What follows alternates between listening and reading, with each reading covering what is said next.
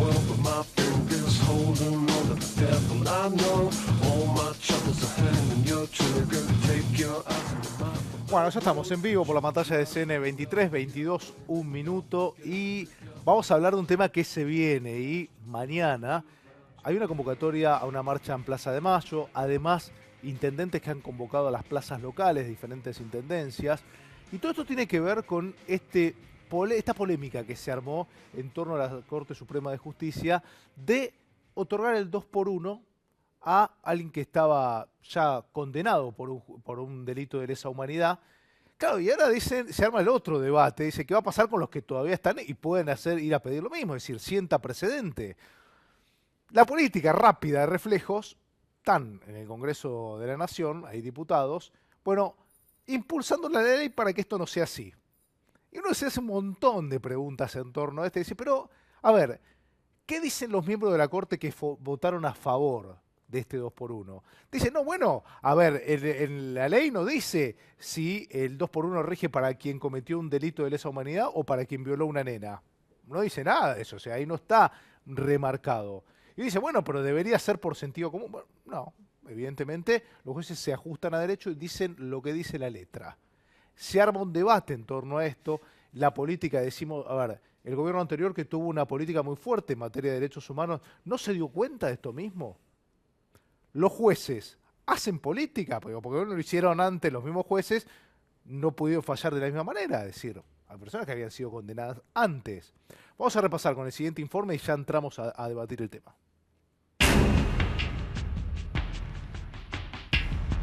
Manifestamos el enérgico repudio a la decisión de la Corte Suprema de Justicia de la Nación, que deja abierta la posibilidad de que los represores condenados por delitos de lesa humanidad queden en libertad aplicando el 2x1.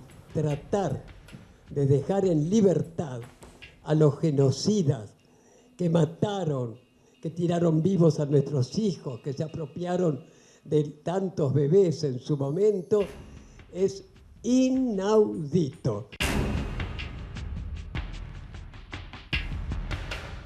Nos hace retroceder a los argentinos 20 años atrás en materia de derechos humanos, sobre todo nuestro país, que a partir de los procesos de memoria, verdad y justicia se había convertido en un modelo y un ejemplo en materia de respeto irrestricto a los derechos humanos. No creo que sea un tema, una grosería absoluta desde el punto de vista técnico. Francamente, mi inclinación es a decir que la ley del 2x1 solamente se puede aplicar a quienes estuvieron presos mientras estaba vigente la ley, no después de derogada. Hay que respetar las decisiones de los jueces, ¿no? Sobre todo desde el poder político. No estoy de acuerdo para nada, ni en el caso, obviamente, como dice Alfredo, los casos de lesa humanidad, peor todavía, pero tampoco para un delincuente común. En realidad el 2x1 surge ante una falencia de la justicia, que son los larguísimos plazos.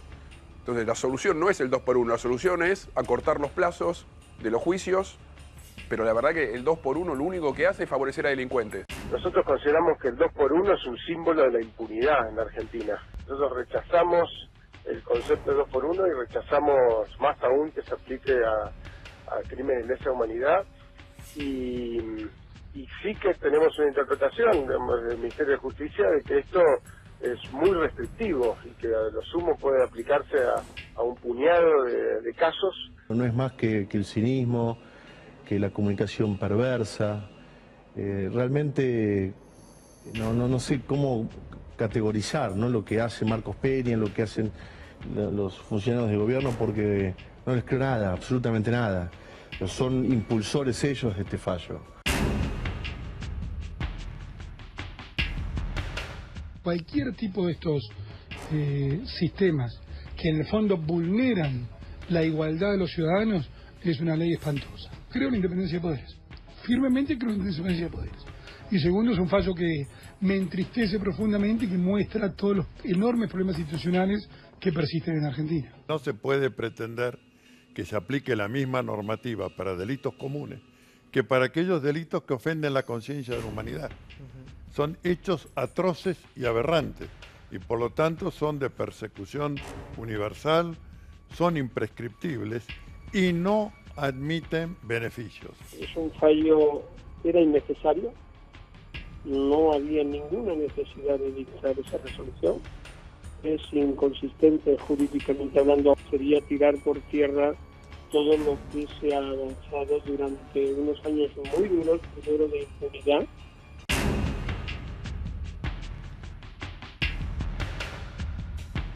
Crean que eso proviene de una decisión política y no de una decisión autónoma de la justicia. Nosotros siempre nos opusimos al 2 por 1, siempre. ¿Por qué vamos a cambiar ahora? Obviamente eso está muy vinculado con la impunidad. Pero dicho esto, los fallos de la Corte Suprema de Justicia no se discuten. Esto es un retroceso, sin ninguna duda, es porque este 2 por 1 sacado entre gallos y medianoche para explicárselo a este tipo es un indulto encubierto.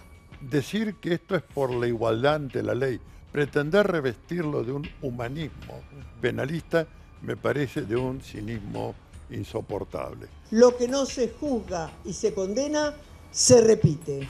Con otra forma, pero aquel que piense distinto le espera lo que sufrieron nuestros hijos los 30.000 desaparecidos. Bueno, ahí veíamos el informe, está con nosotros el doctor Ricardo St. James, que es abogado penalista, hijo de su papá, era militar condenado. No fue nunca condenado. Nunca fue condenado. No, se murió inocente sin que llegue a ninguna condena. Lo asesinaron en la cárcel, digamos. Y está nuestro compañero Eduardo Anguita, periodista él, militante de la década del 70. A ver... Pero una aclaración, ¿no lo asesinaron? Sí, lo asesinaron 3 jueces, Rosanqui, Portela y Falcone. Bien, pero eso no es un asesinato. Vamos a hablar, usted es abogado, me parece que por supuesto. La Argentina requiere hablar con cierta propiedad. Entonces, le estoy hablando con toda propiedad. No, decir que asesinaron a una persona que murió en la cárcel es faltar a la verdad. Entonces, no, mire, discúlpeme, usted está equivocado. Los jueces, estos 3 jueces a quienes estoy querellando por homicidio, le revocaron la detención domiciliaria después de 5 años, a los 90 años, y lo enviaron a la cárcel de Ezeiza. Los médicos de la cárcel de su padre en la cárcel de La Plata durante 2 años. Déjeme terminar. A mi padre lo enviaron a la cárcel de Ezeiza. Los médicos le señalaron al tribunal que no estaban en condiciones de recibirlo porque estaba paralítico, con Alzheimer, cardíaco, tenía 10 informes de médico forense diciendo que estaba incapacitado para estar en juicio, lo enviaron igual, a los 5 días se descompensó y se murió. Cuando su padre estaba Mire, en la le voy a gobernación pedir de la una provincia de cosa, Buenos le voy a Aires, pedir una cosa. No, usted déjeme hablar. Si no le molesta el conductor del programa, yo también quiero hablar. Muy bien. Porque yo me pasé muchos años bajo la tutela de su padre y otros genocidas. Entonces le voy a contar, Mire, su padre, le voy a contar. Escúcheme. Escúcheme, señor, porque yo lo escuché a usted, así que preste atención. Su padre, cuando era gobernador de la provincia de Buenos Aires, lo tenía a Ramón Camps, y tenían un sistema... No lo tenía Ramón Camps. A Ramón Camps lo tenía usted por los crímenes que cometió. Bien, si usted no me va a dejar hablar, vamos a hacer una cosa. No vamos a dejar al conductor que haga lo que quiera, pero yo no voy a permitir que usted me interrumpa así groseramente. Disculpe, usted me interrumpió a mí diciéndome una cosa que no es cierta. Voy a terminar si es que el conductor me permite, y si no me cayó la boca y él dará la palabra. Sufrí a su padre, que decía: nuestros enemigos no son solamente los subversivos, sino sus familiares y más. Eso es una mentira. Y a mi madre, y me escucha ahora, porque ya me voy a enojar si no. Uy, qué temor que tengo. No es para que tenga temor, pero sea respetuosa, señor. A mi madre la secuestraron los grupos de tareas que estaban alrededor de su padre y de Ramón Camps. En julio del año 78, cuando me visitaba en la cárcel de La Plata, en el pabellón 2, llamado Pabellón de la Muerte. Entonces, cuando usted lamentablemente tendría que conocer cuál fue el proceder de su padre y de otros Yo conozco perfectamente el proceder de mi padre. Antes de usted sabe utilizar qué grado palabras tenía, que no son. Usted sabe que mi padre estaba retirado cuando vino el proceso, y una de las condiciones que le pusieron es que la policía iba a estar a órdenes del primer cuerpo de ejército. Así que de modo tal que no pudo haber hecho ninguna clase de crimen, porque no estaba a cargo la policía, a cargo de él. Ahora, no obstante... una pregunta, digo, tu papá falleció con 91 años, decís. Exactamente. Le revocaron la prisión domiciliaria. La prisión domiciliaria a 3 jueces. ¿Por qué no se terminó el juicio? ¿Por qué no se terminó? Estuvo 6 años detenido, lo tuvieron 6 años detenido. ¿Por qué no se terminó el juicio? Digo, ¿por qué digo? Porque falleció, imagínese, se murió. Está bien, pero ¿cuánto tiempo? Lo mataron en la cárcel. ¿Cuánto tiempo fue el proceso, digo?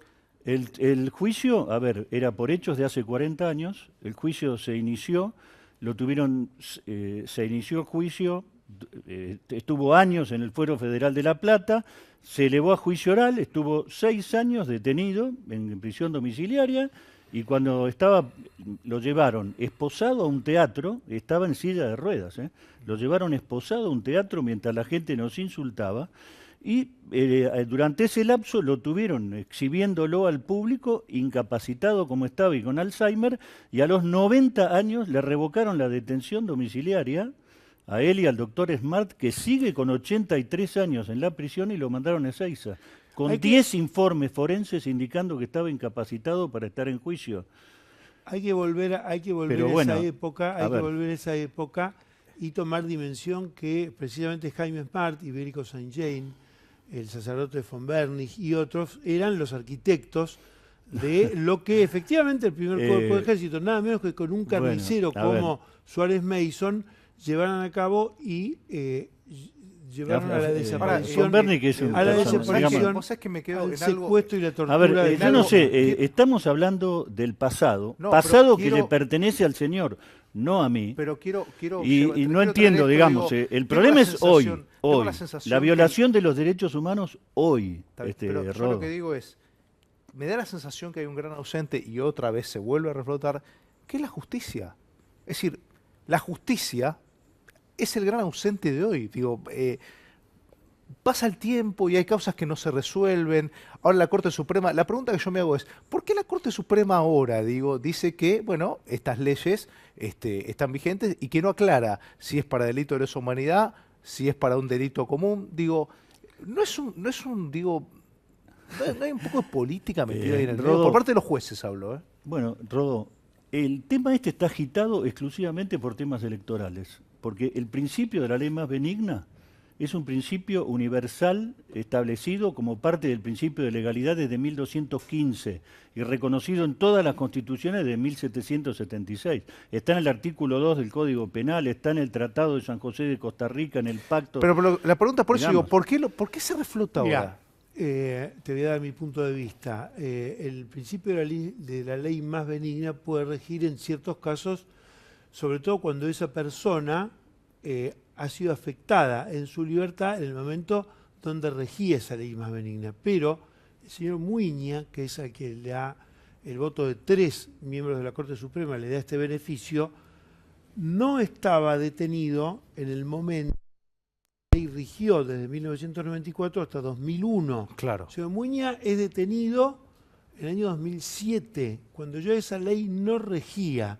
El artilugio que usaron estos 3 jueces que votaron a favor es que, como los delitos de lesa humanidad son de acción permanente, le corresponde cualquiera de las leyes que haya existido en ese momento. Lo cual, la verdad, es un capricho jurídico, pero sobre todo es una maniobra política, no electoralista, sino en todo caso de abrir una puerta a la impunidad, una impunidad que en estos 34 pero años de ¿vos crees que algunos especulan de que está el gobierno detrás a esto? A mí... Puede ser, puede ser, no lo sé, pero atrás de la gente puede haber gente buena o gente mala. Cuando vos asumís una responsabilidad no podés delegarla, y sobre todo si es una responsabilidad en el máximo Tribunal de Justicia de la Nación. Entonces, lo que falla un juez, el voto de un juez del Tribunal Supremo de una nación, no puede estar relativizado por presiones, amistades o lobbies. Es su absoluta responsabilidad. Entonces, venir con teorías conspirativas de que es un año electoral, de que atrás de esto hay intereses políticos. Miren, esto es muy simple. Si los jueces se equivocaron, bueno, habrá tiempo para ver si se los somete a juicio político, si piden perdón, si hay debate público. Ellos fallaron y después de eso no hablaron más. Mi opinión es completamente diferente. Yo soy abogado, no sé el señor si lo es. Este es un tema que el voto de la mayoría es impecable. ¿En qué cambia que yo sea abogado impecable. o no? Porque yo estamos hablando, leyes... ahora le cuento por qué. Porque Mire, estamos hablando de una ciencia. El elitismo no sirve o sea, de nada, usted señor. puede, Yo soy periodista y usted no lo es. Usted puede meter preso a yo Galileo Galilei. Usted no lo es. Perdón, y eso ¿me va a no... interrumpir? O, no, digamos, pero esa cosa uno puede meterlo preso no sirve, a Galileo señor. Galilei, pero digamos, la Tierra gira alrededor del Sol. Esto es una ciencia, el derecho penal es una ciencia. El fallo, cuando uno tiene alguna duda respecto de las repercusiones políticas, lo que tiene que hacer es lo correcto. Y es lo que hicieron los 3 jueces. Que además está avalado hasta por el propio Malamud Gotti. Usted lo leyó a Malamud Gotti, que es el ideólogo para de los 3 Alfonsín. jueces, pero digo, correcto para los 3 jueces. Digo, no es que fue un fallo unánime. Por eso ahí es donde yo empiezo pero a ver, usted sabe que el fallo Arancibia, Clavel y Simón, que dijeron que los delitos los de lesa humanidad eran imprescriptibles y no eran amnistiables, lo hicieron también, ganaron por mayoría, por 5-3 y por 4-3. Y esto abrió 12 años de persecución a policías, a gendarmes, a gente de la prefectura, que cumplieron órdenes de un gobierno, primero constitucional y después de facto, bajo el Código de Justicia Militar. Si usted no cumplía una orden, se lo fusilaba porque estaba en estado de guerra. Y todo el mundo se olvida de eso hoy. Hoy Carrió habló, hace un ratito en el Congreso... ¿Me permitís? Sí, claro. Yo creo que hace falta el diálogo en la Argentina. Yo he dialogado con alguna gente que vistió uniforme, así yo acepto mi historia, lo sé, y me parece muy bien que así sea.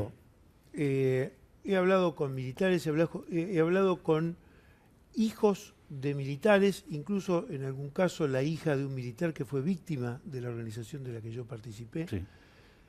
Y creo que el diálogo es necesario, porque creo que tenemos que tratar de darle a esta sociedad lo que esta sociedad nos dio con su tragedia. Pero creo que es necesario fijar algunas bases. Yo no creo que la reconciliación sea una base. En todo caso, ojalá algún día se llegue a algún punto de conciliación y de mayor entendimiento. Pero me parece que cuando usted dice gobierno de facto, es cierto que parte de la represión empezó durante el gobierno de Isabel Martínez de Perón. Cuando dice gobierno de facto, fue una dictadura cívico-militar. Fue una dictadura que benefició a intereses que perjudicaron mucho el conjunto de la sociedad. Entonces, a mí me gustaría, con independencia de que usted se llame Saint-Jean y yo me llame Anguita, de que usted sea abogado y yo sea periodista, que nos pongamos como argentinos que somos a tratar de ver aquellas cosas que son sí bases. Y una base es la Constitución, y es que los crímenes de lesa humanidad no pueden perdonarse. Bueno, yo creo eso. A lo mejor Menem tiene una frase, otra visión. Digamos, tiene una frase Menem que siempre me gustó mucho. Cuando sacó el indulto, dijo: no puede haber ley que le impida perdonarse a los hermanos. El hecho, todo esto que se dice de que los delitos son imprescriptibles, que la Corte lo resolvió por 4-3. El otro día habló Malamud Gotti y dijo: Zaffaroni estaba en duda de ir contra las amnistías, porque la amnistía es una facultad del Congreso no revisable por el Poder Judicial, porque tiene otro destino, no es hacer justicia, es lograr la unión nacional y la pacificación. Facultades y fines que solamente le da la Constitución al Congreso no lo puede revisar el Poder Judicial. Y son derechos adquiridos por las personas a las cuales se les dicta. Entre ellos, la gente que luchó contra usted, ellos también fueron beneficiados por estas leyes. ¿Quién que luchó contra mí? No lo entiendo. A ver, la gente del ERP y de Montoneros tienen los crímenes que cometieron. No, me parece que usted se está confundiendo. Que el ERP y Montoneros lucharon contra mí, ¿no? No. Usted participó de una organización terrorista. Esas organizaciones terroristas. No me descalifique. Bueno, está bien, subversivas, ¿cómo quiere que le diga? No sé. Usted participó de esa organización revolucionaria y a ellos se les prescribieron los delitos. Porque ¿Cuándo? Se prescribieron los delitos cuando alcanzó el máximo de la pena del delito, como lo marca el artículo 62 del Código Penal. Es lo que desconoció Arancibia Clavel en el fallo de la Corte, exclusivamente para militares y policías.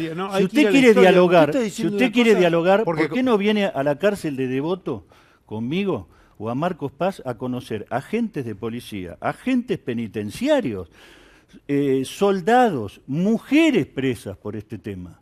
Ustedes ponen un hashtag, los genocidas, a libertad. ¿Qué genocidas estamos hablando? ¿Cuántas personas que han quedado detenidas hoy? Yo ahora te voy a dar la cifra, pero Primero, no es una autopublicidad. Está por salir un libro mío ahora, precisamente porque visité muchas de las cárceles y tuve dificultades para poder ingresar a algunos sectores porque las mismas autoridades penitenciarias preferían que el libro no incluyera. De modo que no tengo ningún problema en acompañarlo, se lo digo. Bárbaro. La verdad que me gustaría, porque usted va a conocer una realidad que muy pocos conocen. Del mismo modo que ¿eh? a mí me gustaría que usted algún día visite la sede de Abuelas de Plaza de Mayo, que visite la sede de Madre de Plaza de Mayo. Mire, si hay buena fe, con todo gusto. Yo me reuní con Graciela Fernández Meijide, me reuní con hijos de desaparecidos. Perdón, esto que están planteando, digo, ¿por qué todavía no fue posible? Digo, porque la verdad sería fantástico, ¿no? Te voy a decir una cosa, yo no tengo ningún problema en ir. Yo me veo con hijos de militares que están presos. Bueno, fantástico. Me encuentro, converso con ellos porque es parte, y los escucho. Pues yo digo, a veces me pregunto, ¿será que alguna vez podamos hablar sin pelearnos, sin chicanas, digo, pero también con peleas, y zanjar el tema, digo, porque... No, zanjarlo no. A ver, ¿viste la reconciliación? ¿Quién me devuelve los huesos de mi madre? El señor no me lo va a devolver, no me lo voy a agarrar con él. Pero... Ni tampoco tenés por qué agarrártelas, y mucho menos la justicia, con gente que no tiene ni idea. Fue gente que cumplió órdenes de las más altas autoridades. Acá hay un plan secreto que siguen manteniendo guardado, que es la eliminación física de miles de personas. La cifra 30.000 es una cifra que es simbólica, pero de miles de personas, en un plan sistemático. Eso que se mantiene en secreto, no se sonría. Yo no me sonrío, le estoy diciendo, lo que usted llama... Entonces le voy a pedir que no se sonríe porque yo no soy violento, pero me gusta que me respeten. Bueno, yo lo respeto, pero le aviso una cosa. Lo que usted llama plan sistemático, en todo el mundo es una orden de combate. Porque las Fuerzas Armadas las pusieron en estado de sitio y en situación de combate las autoridades constitucionales, y siguió después cuando los militares tomaron el poder. Mire. Y una orden de batalla tiene objetivos, tiene métodos, tiene órdenes, que el ejército es una maquinaria. Hablan de represores todo el tiempo. Hay que hacer un baño de educación cívica. Los únicos represores en el país son los jueces. No hay un solo delito que no empiece diciendo será reprimido. La que reprime es la policía. El ejército sale a combatir. Y esto es una cosa. La misión de las Fuerzas Armadas es la defensa, no es la represión interna. En segundo lugar, en las constituciones están prescriptos que las Fuerzas Armadas están bajo las órdenes de los gobiernos, y todo lo que se hace, como dice el señor, por escrito. Acá se ha hecho por escrito, pero se lo ha guardado. Y como el poder fue usurpado por los militares y algunos civiles que participaron de eso, toda esa documentación la han escondido. Entonces, vamos a buscar, incluso si algunos de las personas que ustedes visitan, que sé que es horrible estar preso porque estuve 11 años preso, sé que es muy feo estar preso porque estuve 11 años preso, 2 años en el pabellón de la muerte de la cárcel de La Plata, bajo la gente que le comenté antes. No me río de nadie que esté preso, pero ojalá, aún estando en esas condiciones, esta gente quiera colaborar con la democracia diciendo, miren, las listas están en tal o en cual lugar. Entonces, avancemos a un país donde se sepa la verdad. De todo lo que usted me dice que yo hice como parte de una organización revolucionaria... Yo no le dije nada que hice. No, bueno, usted mismo dijo, yo soy miembro. Organización terrorista. Bueno, todo está publicado en los periódicos de la época. No escondíamos nada. Aún crímenes. Con mucho dolor, hay que decirlo, el ERP mató a la hija del capitán Viola. Una cosa que es un crimen. Es imperdonable. Y tomaron cuarteles, asesinaron policías, asesinaron civiles. Tomamos cuarteles, yo no quiero situarme en el pasado. Estamos acá por el tema del 2x1. Este es un tema que los diputados y en gran parte de la sociedad le tiraron a los jueces. Y los jueces tienen que resolver qué hacer con un agente, hoy Carrió dijo, es un tema legislativo, si queremos, de alguna manera. Por supuesto. Digo, ahora, la pregunta que yo me hago es, ¿la política no se dio cuenta que había un tema legislativo o Carrió está equivocada? Lo que pasa es que Carrió dice algo con el diario del lunes. ¿Por qué no propuso ella como diputada? Parte de los diputados hacen demagogia con esto entonces. A ver, te soy sincero, me parece el argumento que ella da lo podría haber planteado en la Cámara de Diputados cualquier bloque, incluso ella. Lo que dice puede ser cierto, se te pinchó la goma, tenés que ir con 2 gomas de repuesto. Bueno, bárbaro, es una buena idea, pero no es para, digamos, no me parece una buena idea para acusar al gobierno anterior ni para acusar a ningún sector. La política hoy está remediando parte de lo que hicieron los jueces porque, como vos dijiste al principio, en diputados se está tratando de evitar que esto prospere. Sin perjuicio de ello, creo que pasado y presente se dan la mano, Sanjén. Muchas de las cosas que hoy nos distancian, yo hasta la semana pasada discutí estas cosas con un temperamento mucho más tranquilo. Y dije hace una semana en Intratables, si las cosas cambian, somos un pueblo que pasamos del diálogo al enojo. Sí, lo vi. Bueno, y sinceramente yo estos días, mire, estaba leyendo testimonios de gente que yo conocí o que no conocí con un dolor muy grande. Quizás usted tenga dolor por otras cosas y lo entiendo. Pero ese pasado hoy irrumpió a partir de un fallo y me parece que ese fallo hay que corregirlo. Bueno, le cuento qué es lo que ocurre. Este es un fallo que dicta la justicia, que es el poder al cual hemos dejado este tema que a mi criterio debe haber sido tratado fuera del ámbito de la justicia. Porque la justicia es represión y esto fue una tragedia que afectó, esto no es un campeonato a ver quién tiene más dolor, afectó terriblemente, con pérdidas tremendas a muchísimos argentinos. Y en lugar de hacerse cargo de ese problema, el poder político, y hacer, por ejemplo, la tarea que hizo la CONADEP, que realizó en menos de un año mucho más que lo que vino a realizar la justicia desde el 83 hasta acá. No lo resolucionaron en términos de falta de represión, de concordia, no hablo de reconciliación. No lo hicieron, no asumieron la responsabilidad. Es más, sancionaron leyes que el juez las tiene que aplicar. Hay un principio de derecho que también es universal, que dice, allí donde la ley no distingue, usted no puede distinguir. La letra de la ley es la primera interpretación. Lean el artículo 2 del Código Penal y lean el estatuto el Tratado de San José de Costa Rica o el pacto, y es clarísimo respecto de la ley del 2 por 1. Lo que veo es una justicia oportunista. Cuando está el momento, tratamos un tema. Cuando no, lo guardamos. Mire, yo no lo veo igual. No. Yo creo que estuvimos 12 años con un proyecto antirrepublicano en donde se le puso el pie, la bota encima a la justicia y se la disciplinó.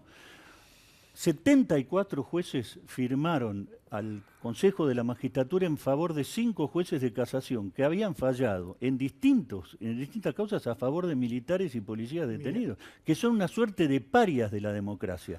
Porque este fallo lo que vino a hacer es aplicar la igualdad ante la ley.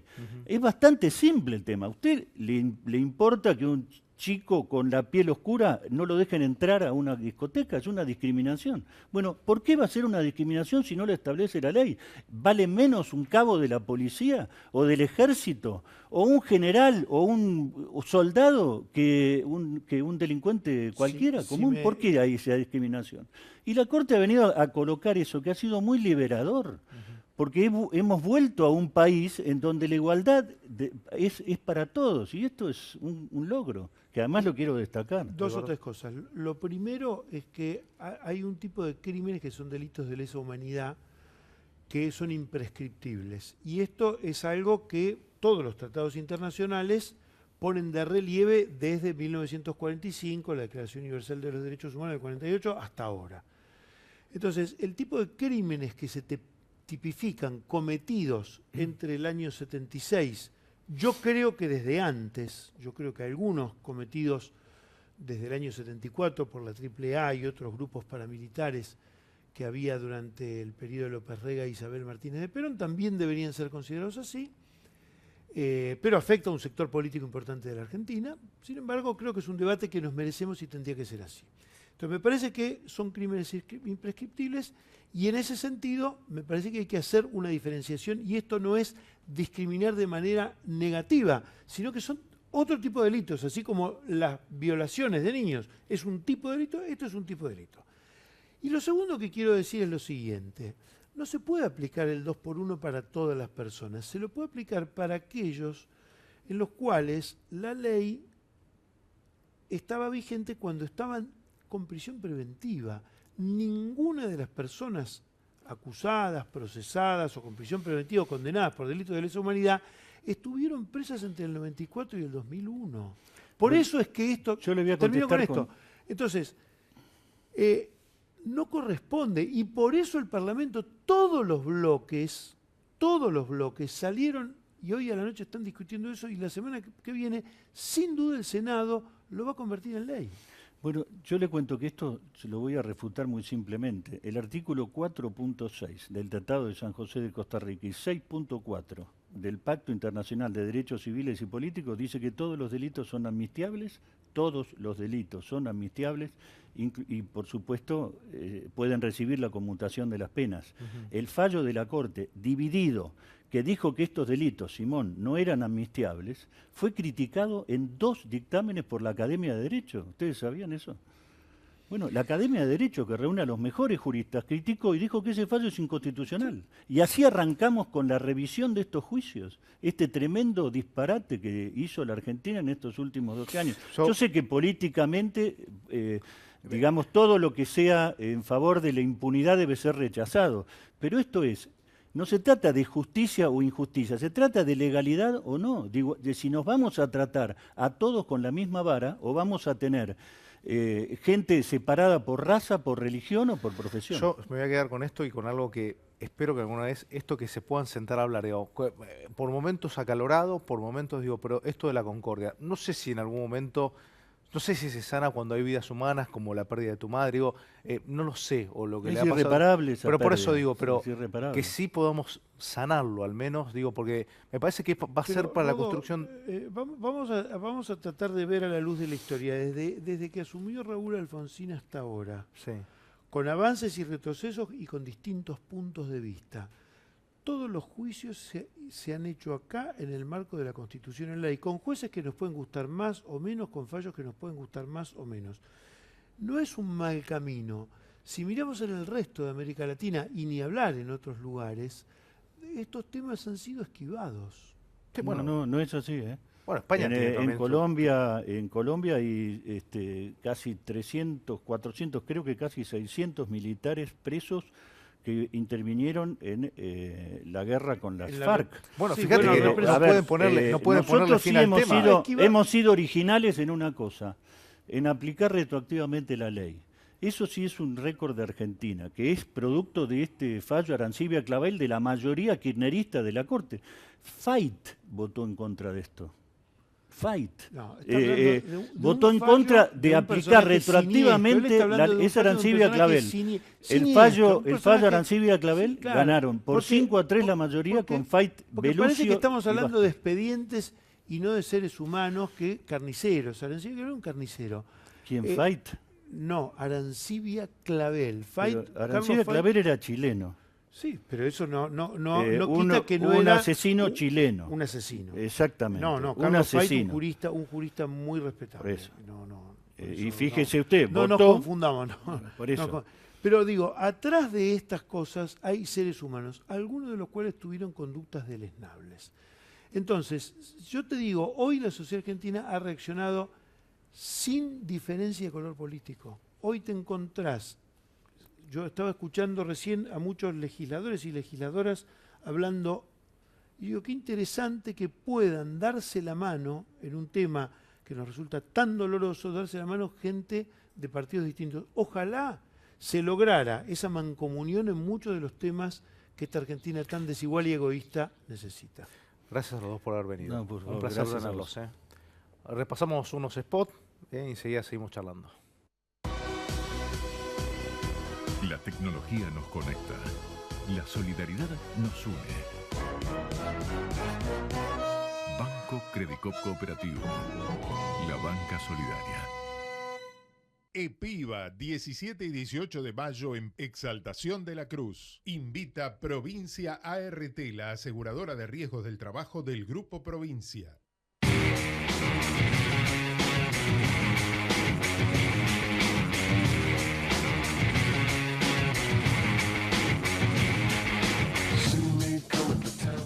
José Ignacio de Mendiguren está con nosotros, viene de la Cámara de Diputados, hombre del Frente Renovador. Me gustaría tener tu palabra, digamos, presenciaste el debate y me gustaría tener tu palabra en base a lo que se habló también en la Cámara, ¿no? Hubo unanimidad, ¿no?, en cuanto a pensar que el fallo no fue feliz. Volvió a atacar un tema muy caro para todos los argentinos, abriéndolo otra vez en un momento difícil. Y bueno, yo creo que va a terminar ahora en un proyecto donde lo que se explica es incorporar a que no se pueda gozar de la ley más benigna que puedan gozar a aquellos delitos que tengan ciertas características, como los delitos de lesa humanidad y eso. Pero digo, yo no es una especialidad, ¿viste? Pues son mía, pero vi lo que digo hoy, es un debate muy serio. Muy doloroso, ¿no? Doloroso, mira, el último me emocionó, que fue el de Ricardo Alfonsín, que creo que tiene, por lo que representa, mucho para aportar a la Argentina.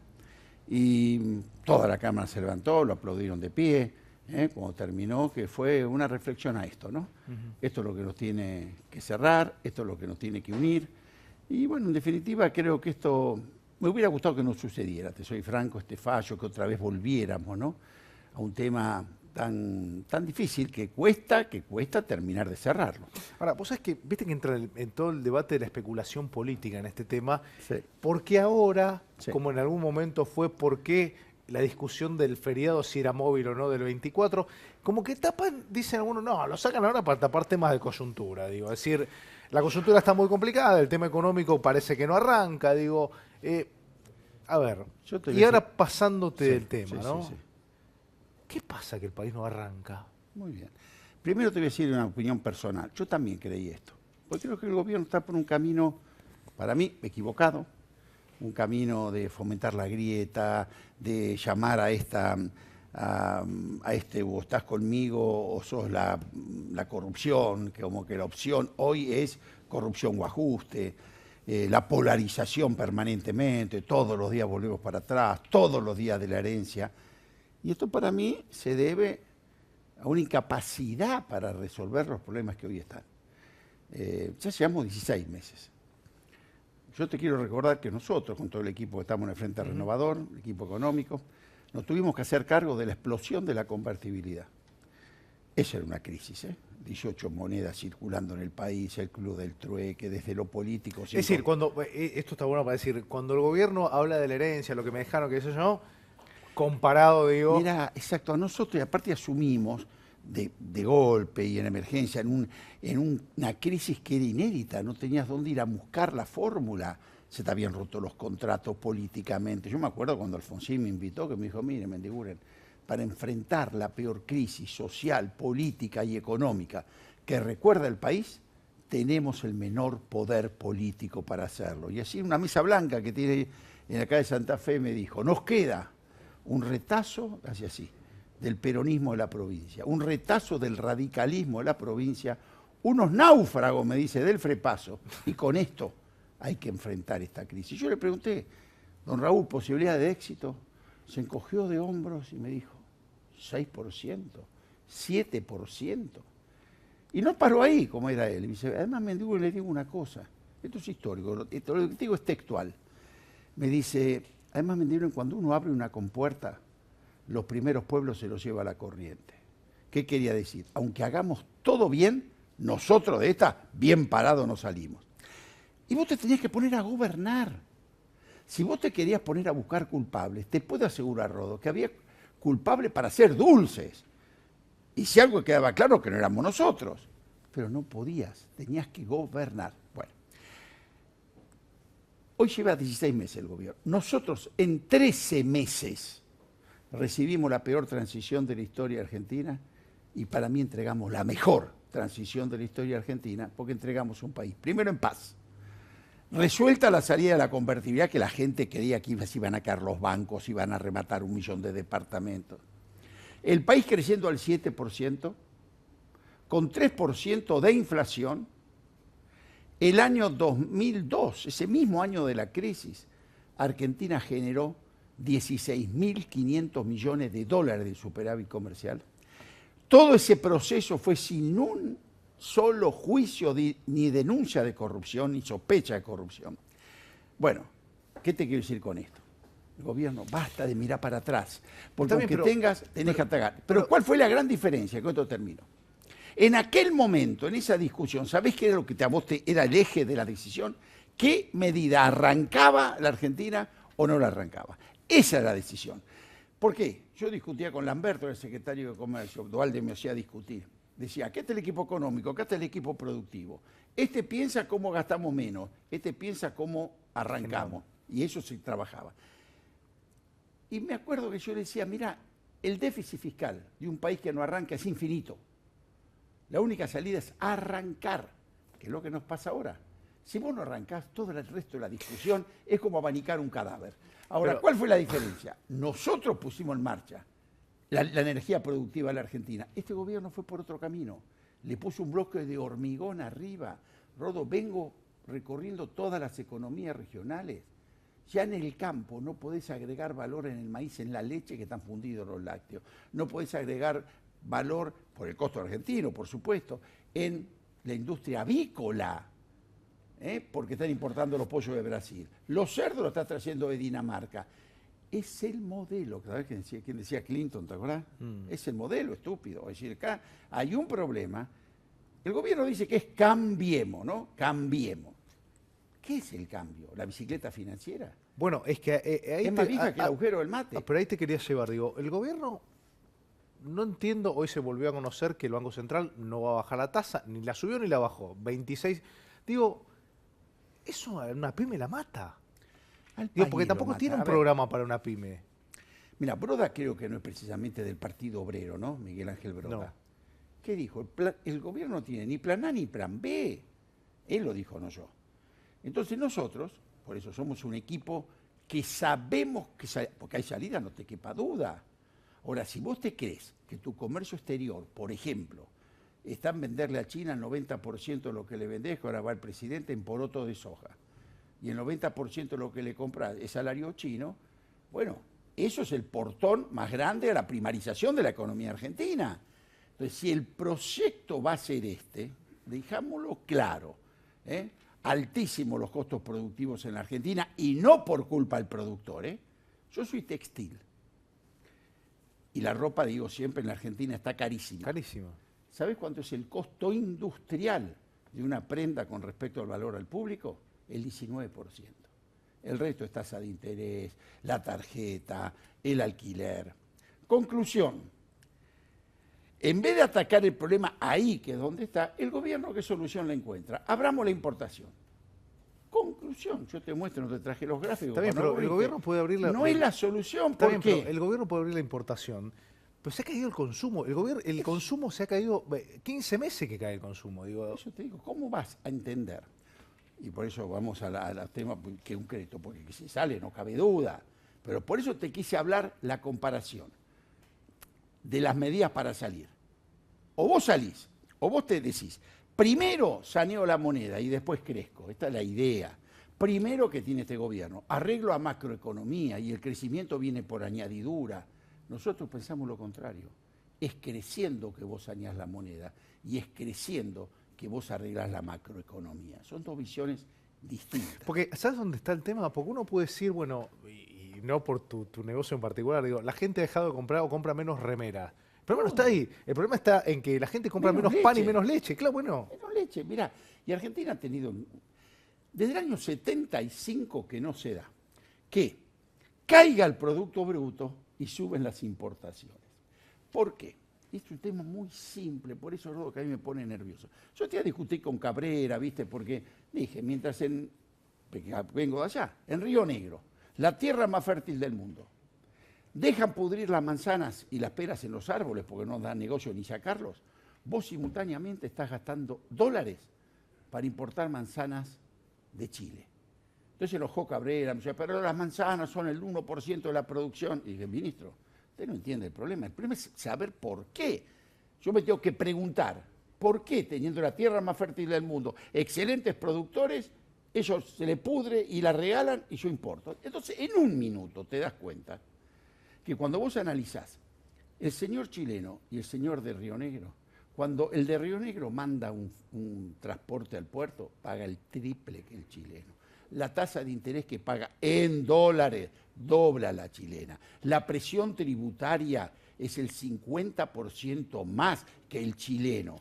Cuando sale el camión, entonces, pues yo te pregunto, ¿vos qué tenés que hacer ante eso? ¿Agarrártela con el tipo, decirle que no es competitivo e importar? ¿O tenés que ir a agarrarlo, ponerle una mano en el hombro y decirle, mira hermano, sé que el problema no es tuyo, porque es de la tranquera para afuera. Ahora, a mí me va a llevar un tiempo arreglártelo. Pero te pido una cosa, no bajé los brazos. Porque si vos bajás los brazos, ¿con qué voy a pagar la deuda que estoy contrayendo? Así pero, Vasco, ¿sabes qué pasa? Si uno pone a repasar el gabinete, son pocos lo que vos decís, son respetados, porque, a ver, vos decís Pancho Cabrera. Pancho Cabrera da la sensación que no entiende nada. No, después, más que no está. La ministra Bullrich, que entiende de seguridad, y esa da la sensación que no entiende nada, tiene filtraciones por todos lados. A cualquiera de los ministros, son contados con los dedos de una mano, si querés, eso, Rogelio Frigerio, que entiende lo que son las economías. Pero, digo, ¿se puede gobernar este país? Digo, porque el presidente está como en otra, digo, parece un primer ministro de un país de Europa. Mira, yo lo que voy a hablar en buena fe, porque yo no tengo nada contra la gente que está gobernando. Pero hay estilos. Yo te discutía con un radical en un programa de televisión. Para Sturzenegger, está bien lo que está haciendo, no que está mal. Sturzenegger en el año 2001... Pero todos creen que está bien lo que hace. Pero esto es así. En el año 2001, cuando teníamos la crisis que teníamos y que había que reactivar la economía, ellos creían que había que... Se comieron un blindaje, un megacanje. Llegaron a pensar que había que sacarle el 13% a los jubilados del sueldo para garantizar la deuda externa, como que eso iba a hacer arrancar la economía. Piensan así, ¿qué quiere que te diga? Entonces es bueno, nosotros no pensamos igual, por eso damos las propuestas que damos, por eso sabemos por dónde se casa. El 25 vamos a mostrar para nosotros cuál es el plan económico que el gobierno debería implementar. No podrán decir que no tuvieron una oposición absolutamente responsable, porque nosotros creo que somos la nueva política, queremos ganarle, pero a través de una propuesta superadora, no buscando el fracaso de ellos. Ahora, lo acompañó Sergio Massa a Davos, ¿te acordás? Cuando empezó su gestión. Ahora, creo que tienen un error de visión. Un país, ¿cuál es el problema de la Argentina de fondo? El de fondo. Que Argentina le vende al mundo lo que vale poco y le compra al mundo lo que vale mucho. Cada vez que crece, en vez de festejar, ¿qué hay? Falta de dólares. Claro. Entonces a esto, en vez de decir cómo cambio la matriz para que ingresen más dólares, cómo en vez de poroto de soja exporto biocombustible, cómo en vez del trigo en grano exporto fideo y pasta y así quintuplico, en vez ese debate, ponerlo arriba de la mesa, no está.